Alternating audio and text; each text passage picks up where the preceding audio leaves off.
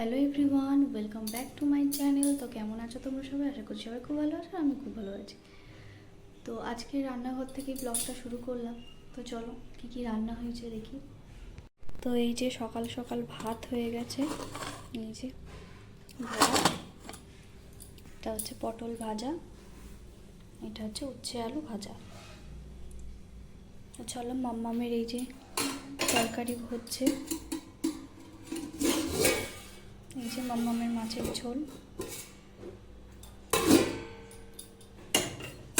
তো এই যে অনেকগুলো বাসন পড়েছে, সেগুলো মেজে নেব। নিয়ে এই যে মাছ এনেছে বাবা, তো মাছগুলোকে পরিষ্কার করে নেব। চলো দেখতে থাকো।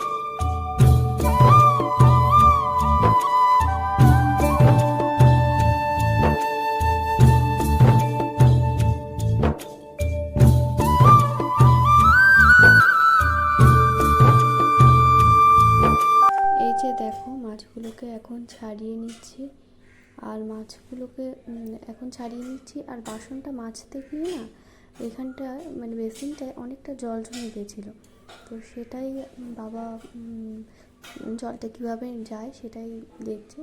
জলটা আস্তে আস্তে চলেও গেছিলো।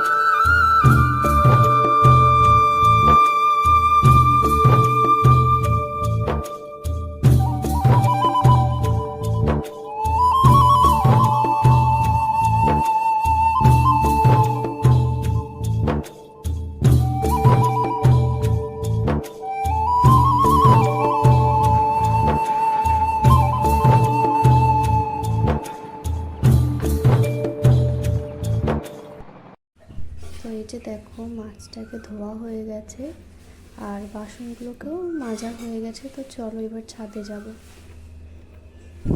এই যে তোমাকে সেই ফার্স্ট ব্লগে ছাদটা দেখিয়েছিলাম। তো এই যে ছাদে সকালবেলা না প্রচুর জামা কাপড় কেচে মিলে দিয়েছিলাম, এত রোদ তো ছাদে ওঠা যায় না।